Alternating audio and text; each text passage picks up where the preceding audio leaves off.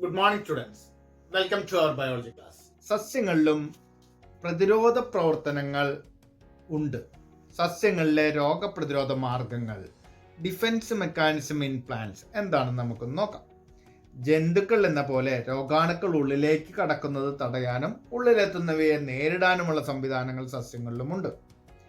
ഘടനാപരവും ജൈവരാസപരവുമായ മാർഗങ്ങൾ വഴിയാണ് സസ്യങ്ങൾ പ്രതിരോധം സാധ്യമാക്കുന്നത്. നമുക്ക് ചുവടെ കുറച്ച് കാര്യങ്ങൾ കൊടുത്തിട്ടുണ്ട്. മെഴുകുകൊണ്ടുള്ള ആവരണം, ക്യൂട്ടിക്കിൾ, പുറംതൊലി, കോശഭിത്തി, ഇതിനെക്കുറിച്ചിട്ട് നമുക്കൊന്ന് നോക്കാം. Defence mechanism in plants. As in animals, plants also have mechanism to prevent the entry of germs and to fight against those that have already entered. In plants, defense is made possible through structural and biochemical methods. We can analyze this picture and discuss. Wax coating cuticle, first one, and bark, and third one the cell wall. These are the main important preventive or protective measures. മെഴുകാവരണം, cuticle, ഇലകളിലൂടെയുള്ള രോഗാണുപ്രവേശനത്തെ തടയുന്നു. പുറംതൊലി, ഉള്ളിലുള്ള കോശങ്ങളെ നേരിട്ടുള്ള രോഗാണു സമ്പർക്കത്തിൽ നിന്നും സംരക്ഷിക്കുന്നു. കോശഭിത്തി, ഇനി സസ്യങ്ങളിൽ കോശഭിത്തിയുണ്ട്. ആ കോശഭിത്തി എന്താണ് ചെയ്യുന്നത്? സുസജ്ജമായ പ്രതിരോധ കവചം, ലിഗ്നിൻ, ക്യൂട്ടിൻ, സുബറിൻ എന്നീ രാസഘടകങ്ങൾ കോശഭിത്തിക്ക് ദൃഢത നൽകുന്നു. കോശഭിത്തിയിൽ രൂപപ്പെടുന്ന കാലോസ് എന്ന പോളിസാക്കറൈഡ് കോശഭിത്തി മറികടന്നെത്തുന്ന രോഗാണുക്കൾ കോശസ്തരത്തിലൂടെ പ്രവേശിക്കുന്നത് തടയുന്നു. അവിടെ ശ്രദ്ധിക്കേണ്ട കാര്യം, കോശഭിത്തിയിൽ രൂപപ്പെടുന്ന കാലോസ് എന്ന പോളിസാക്കറൈഡ് അത് കോശഭിത്തി മറികടന്നെത്തുന്ന രോഗാണുക്കൾ കോശസ്തരത്തിലൂടെ പ്രവേശിക്കുന്നത് തടയുന്നു. In English, wax covering cuticle. Wax covering cuticle prevent the entry of germs through leaves. Second one, bark, protect the inner cell from direct contact of pathogens. And third one, cell wall, well equipped resistant coat. Cell wall is the well equipped resistant coat, and chemical substances such as lignin, cutin, suberin, etc. provide rigidity to the cell wall. The germs that have crossed the cell wall are prevented from entering through the cell membrane by callose, a polysaccharide. It is important one, callose, a polysaccharide formed in the cell wall. And below that, the illustration is there that we have to fill. Defense mechanism in plants. The left side, bark is there and protect the inner cells. The upper side, the callose, we have to fill it, callose, and the cell membrane prevent the entry of microorganism into it. And the right side, we can fill it with a covering cuticle and prevent the entry of germs through the leaves. That already written here, and that we have to write here.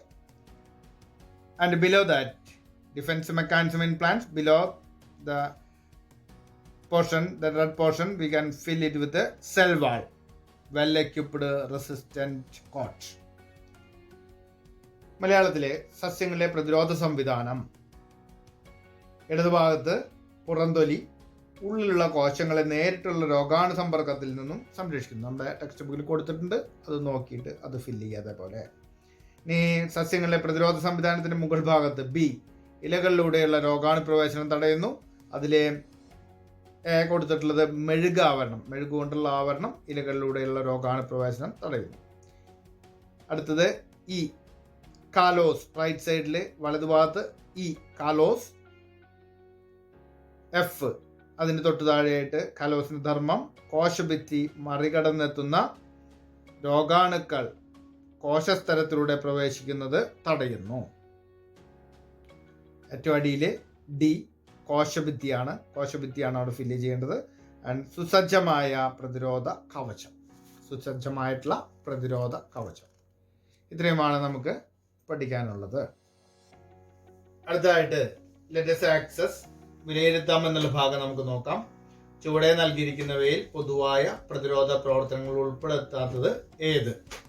സെബത്തിന്റെ ഉൽപാദനം, ആമാശയത്തിലെ hydrochloric ആസിഡിന്റെ പ്രവർത്തനം, B ലിംഫോസൈറ്റുകളുടെ പ്രവർത്തനം, ഉമിനീരിലെ ലൈസോസോമുകളുടെ പ്രവർത്തനം.